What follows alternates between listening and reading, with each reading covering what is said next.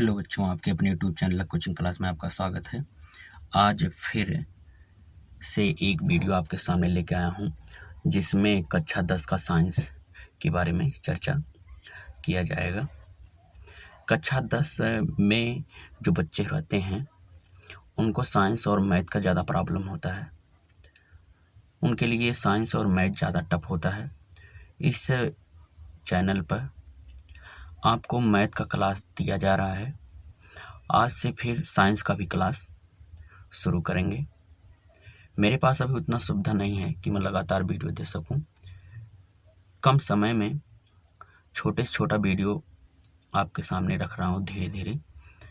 ये आपको विश्वास दिलाता हूं कि पूरा कोर्स मैं समाप्त कर दूंगा साइंस और मैथ का। बस आप लोग थोड़ा मदद करेंगे तो आपको डेली ये वीडियो मिलता रहेगा। तो आज हम कक्षा 10 साइंस के बारे में बात करेंगे। साइंस विज्ञान टोटल जो होता है ये 100 नंबर का होता है। 100 नंबर का साइंस होता है जिसमें 70 नंबर आपको लिखना होगा, जबकि 30 नंबर का स्कूल द्वारा प्रैक्टिकल करवाया जाता है। ध्यान देंगे, 70 नंबर का पेपर आपको देना होगा, जबकि 30 नंबर का स्कूल के माध्यम से प्रैक्टिकल करवाते हैं, वाइवा लेते हैं। ठीक भैया। और इस साइंस में तीनों साइंस पढ़ना होगा। भौतिक विज्ञान,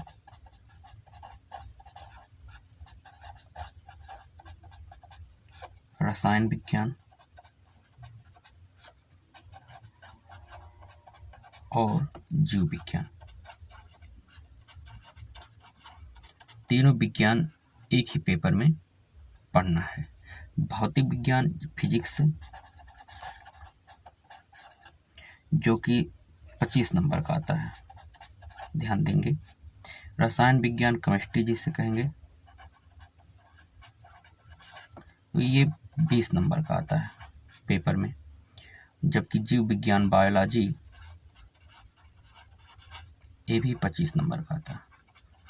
तो टोटल भैया 25, 25, 50, 20, 70, टोटल कितने नंबर का हुआ? 70 नंबर का आपको पेपर देना होता है। 30 नंबर स्कूल के माध्यम से 30 नंबर का प्रैक्टिकल करवाया जाता है। ठीक भाई, इतना जानकारी आपको प्राप्त हो गई होगी।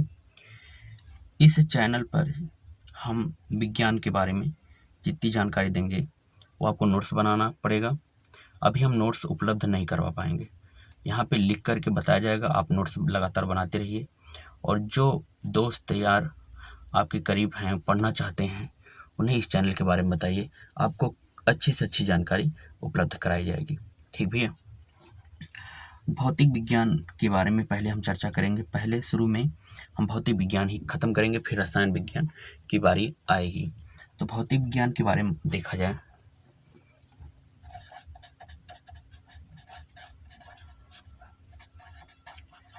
भौतिक विज्ञान फिजिक्स कितने नंबर का? 25 नंबर का। पूरे भौतिक विज्ञान में जो 25 नंबर का है, इसमें 2 ही टॉपिक पढ़ना है। एक प्रकाश पढ़ना है, लाइट, और दूसरा विद्युत पढ़ना है। ठीक भैया, इलेक्ट्रिक। एक प्रकाश पढ़ना है, प्रकाश के बारे में अध्ययन करना है, और दूसरा विद्युत के बारे में अध्ययन करना है। प्रकाश से संबंधित जो क्वेश्चन आएंगे वो 10 नंबर के आएंगे। कितने नंबर के? 10 नंबर के। और विद्युत से संबंधित पेपर में जितने क्वेश्चन आएंगे वो 15 नंबर के आएंगे। यानी पूरे विद्युत से 15 नंबर मिलेगा और प्रकाश से 10 नंबर प्राप्त होगा। 10, 15, 25 हो जाएगा। कन्फर्म हुआ भैया? ज़्यादातर बच्चों को प्रकाश ही पढ़ने में मज़ा आता है, विद्युत में उतना इंटरेस्ट नहीं लेते हैं। लेकिन आशा करते, विश्वास दिलाते हैं आपको विद्युत भी जैसे प्रकाश समझ में आएगा वैसे विद्युत भी समझ में आएगा, आपका इंटरेस्ट बढ़ेगा। ठीक भैया। एनसीईआरटी बेस्ड पर देखा जाए, एनसीईआरटी बेस्ड में कक्षा 10 में 4 अध्याय पढ़ना होगा। पहला है प्रकाश का परावर्तन और अपवर्तन।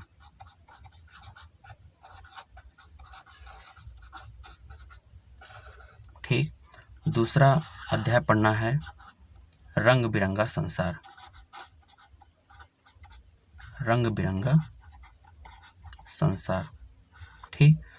तीसरा अध्याय पढ़ना है विद्युत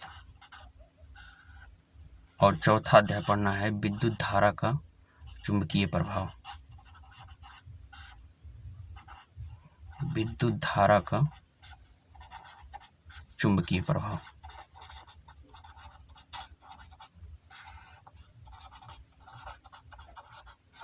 ठीक।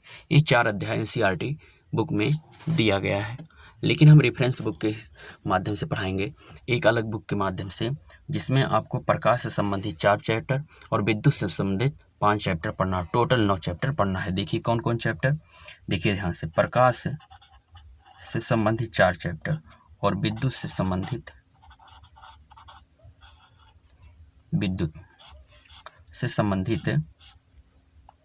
5 चैप्टर पढ़ना है। ध्यान देंगे। प्रकाश में सबसे पहले आपको पढ़ना है प्रकाश का परावर्तन और अपवर्तन।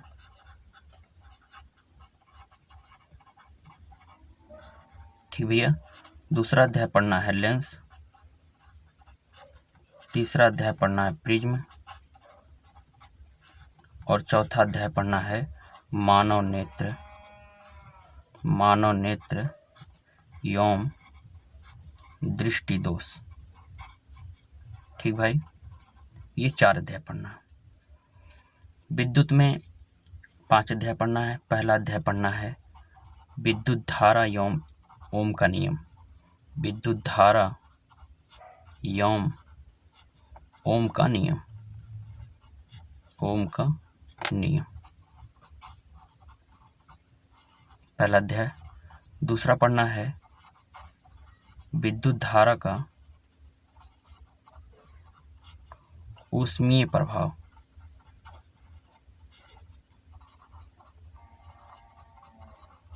तीसरा पढ़ना है विद्युत धारा का चुंबकीय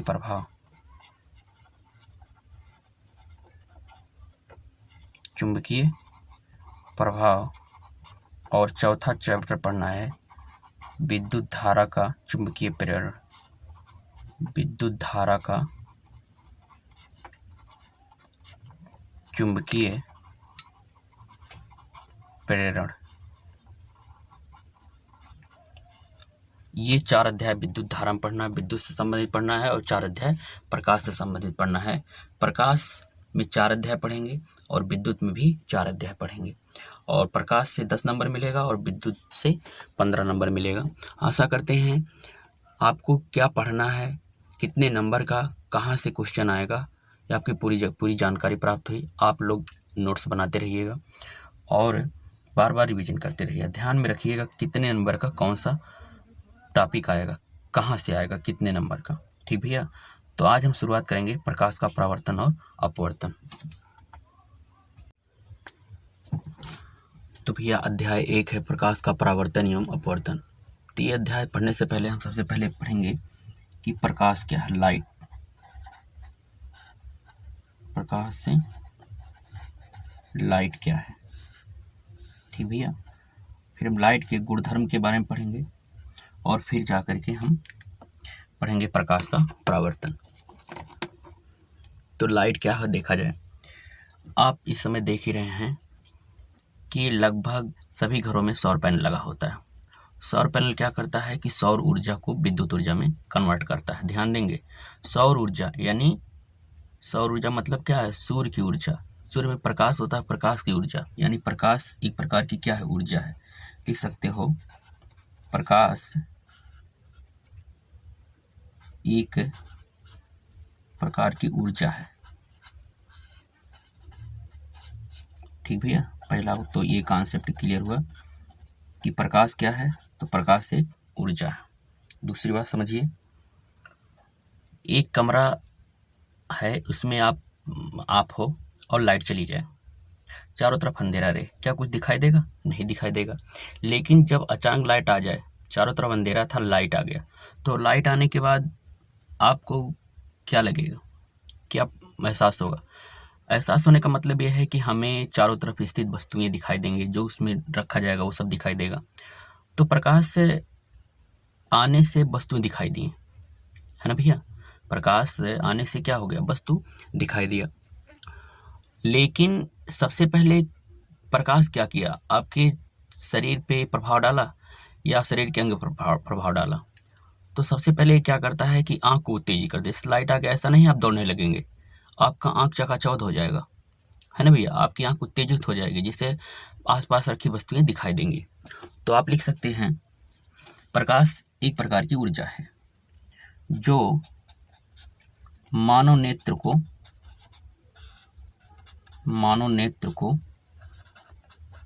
क्या करता है? संवेदित करता है या उत्तेजित करता है, ऐसा भी लिख सकते हैं, करता है, तथा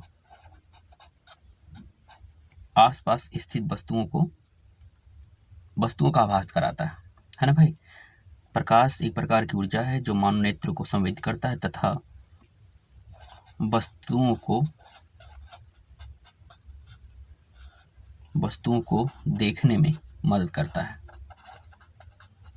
देखने में सहायता करता है या मदद करता है, सहायता करता है। परिभाषा थोड़ा बड़ा हो गया, इस छोटे परिभाषा में लिखेंगे, छोटे रूप में लिखेंगे। प्रकाश ऊर्जा का वह रूप है जो आंख को संवेदित करता है। छोटा परिभाषा ध्यान देंगे। देखिए ये क्या होता है, फिजिक्स से एक फीलिंग वाली विषय होती है, इसे रटा नहीं जा सकता, इसे हम समझ सकते हैं, ठीक भैया? अगर रट के याद करेंगे तो आप भूल जाएंगे, फिर पेपर नहीं दे पाएंगे, आपका मार्क अच्छा नहीं आएगा। लेकिन अगर इसे समझ के याद करेंगे, फील उत्पन्न करके याद करेंगे, तो आपका पेपर अच्छा होगा, आपको जानकारी होगी, आपकी जानकारी बढ़ती जाएगी, है ना भैया? तो इसका परिभाषा ऐसा भी लिख सकते हैं कि प्रकाश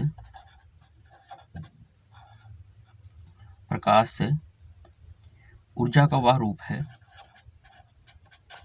ऊर्जा का वह रूप है जो आंखों को संवेदित करता है, आंखों को संवेदित करता है, उत्तेजित करता है, ऐसा भी लिख सकते हैं। कन्फर्म हुआ भाई? ऐसे कई परिभाषाएं आप देखें, किताब में पढ़ेंगे। लेकिन ध्यान देंगे, प्रकाश तो वस्तुओं को दिखाता है परंतु स्वयं प्रकाश दिखाई नहीं देता। ध्यान देंगे, ये एक पॉइंट हम यहाँ नोट कर देते हैं। प्रकाश क्या करता है? प्रकाश स्वयं दिखाई नहीं देता है, स्वयं दिखाई नहीं देता है। ये वस्तुओं का तो आभास कराता है, वस्तुओं को दिखाता है, लेकिन स्वयं प्रकाश दिखाई नहीं देता है। इतनी जानकारी आपको समझ में आ गई भाई? प्रकाश बताया गया, प्रकाश एक प्रकार की ऊर्जा होती है। इस सौर ऊर्जा को विद्युत ऊर्जा बदलता है। सौर ऊर्जा मतलब प्रकाश में एक ऊर्जा होती है। कौन? सौर पैनल ही बदलता है ना भाई? तो सौर ऊर्जा या प्रकाश एक प्रकार की ऊर्जा है जो मानव नेत्र को संवेदित करता है तथा वस्तुओं को देखने में सहायता करता है, वस्तुओं को देखने में सहायता करता है, जिससे वस्तु हम देख सकते हैं, और स्वयं प्रकाश दिखाई नहीं देता है। ठीक भैया, जानकारी आपको प्राप्त हुई। आइए देखा जाए प्रकाश का गुण।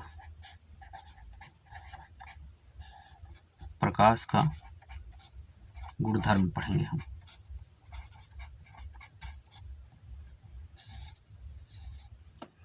प्रकाश का गुणधर्म ध्यान देंगे। पहला पॉइंट आपको ध्यान में रखना है कि प्रकाश के चलने के लिए माध्यम की आवश्यकता नहीं होती है। प्रकाश के गमन के लिए माध्यम की आवश्यकता नहीं होती है, माध्यम की आवश्यकता नहीं होती है। इसका क्या मतलब है? इसका मतलब ये है निर्वात में भी गमन कर सकता है, अर्थात प्रकाश निर्वात में भी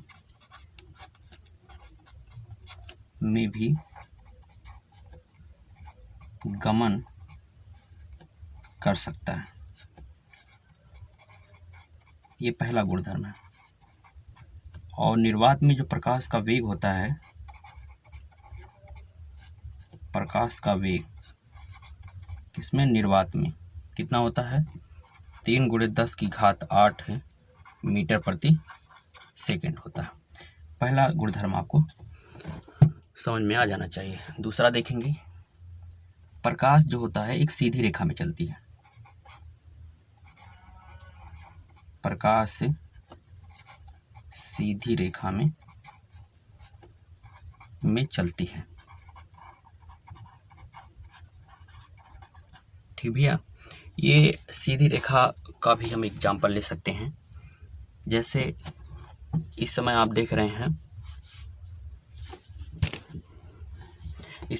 गर्मी का महीना बहुत तेजी से चल रहा है। इस समय सूर्य का प्रकोप ज़्यादा है, ये मान लेते हैं सूर्य है। ठीक भैया, और यहाँ पे आप हो, गर्मी बहुत ज़्यादा है, काला होने से बचने के लिए आप क्या करेंगे? छतरी का प्रयोग करेंगे। ध्यान देंगे भाई, ये छतरी मान लेते हैं भाई, बाल नहीं समझिएगा, छतरी, छाता। सौर ऊर्जा से, सूर्य से जो प्रकाश चलेगा वो सीधी रेखा में आएगा। अगर ये सीधी रेखा में आओ तो क्या होता है कि आप जब छतरी लगाए रहते हैं तो आपको सूर्य से, प्रकाश से दिक्कत नहीं होती है। अगर ये सीधी रेखा में ना चलती तो क्या करता कि ये छतरी से ऐसे होता अंदर प्रवेश कर ले जाता भैया, जिससे आपको धूप लगता। लेकिन छतरी जब हम लगाए रहते हैं, छाता जब लगाए रहते हैं तो धूप से हमें राहत मिलती है। ठीक भैया, और अगर ये सीधी रेखा में न चलती तो ये छतरी के बगल से भी आके घुस जाती और हमें धूप लगता। तो इससे सिद्ध होता है कि ये मतलब प्रकाश एक सीधी रेखा में चलती है। कन्फर्म हुआ? अगला गुणधर्म देखेंगे, प्रकाश स्वयं दिखाई नहीं देता। प्रकाश स्वयं दिखाई नहीं देता है।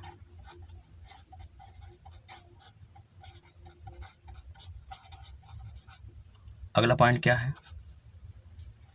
प्रकाश का जो चाल होता है अलग अलग माध्यमों में अलग अलग होती है। प्रकाश का वेग भिन्न भिन्न माध्यमों में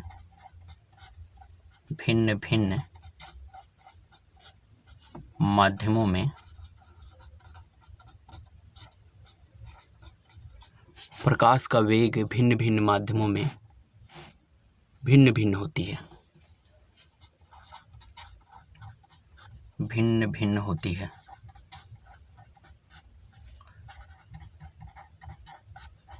जैसे अगर निर्वात में रहेगा तो 3 × 10⁸ मीटर प्रति सेकेंड। जल में आएगा प्रकाश, अगर जल में चलेगा, जल में गमन करेगा तो प्रकाश का वेग बदल जाएगा।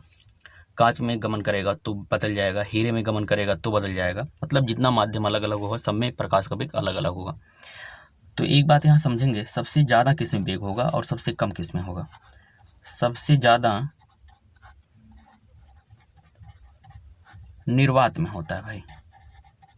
प्रकाश का वेग सबसे ज़्यादा निर्वात में कितना होता है? 3 × 10⁸ 3 × 10⁸ मीटर प्रति सेकेंड। और सबसे कम किसमें होता है? हीरे में होता है। हीरे में कितना होता है? 2.25 × 10⁸ मीटर प्रति सेकेंड। कन्फर्म हुआ भाई? अगला देखेंगे, जो दृश्य प्रकाश होता है जिसे हम देख सकते हैं, दृश्य प्रकाश का तरंगदैर्ध्य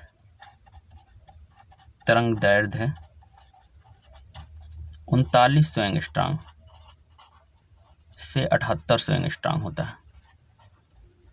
इसका मतलब ये है 3900 एंगस्ट्रॉम से कम और 7800 एंगस्ट्रॉम से ज़्यादा वाले प्रकाश, तरंगदैर्ध्य वाले प्रकाश को हम देख नहीं सकते। ठीक भैया, दृश्य प्रकाश का तरंग दैर्ध्य होता है, इतना कन्फर्म हुआ। प्रकाश का परावर्तन होता है भाई, प्रकाश का परावर्तन होता है।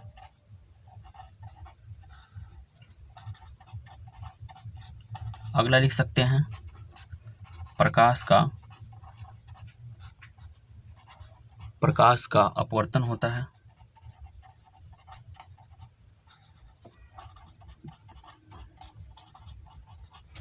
आगे लिख सकते हैं प्रकाश का प्रकीर्णन होता है।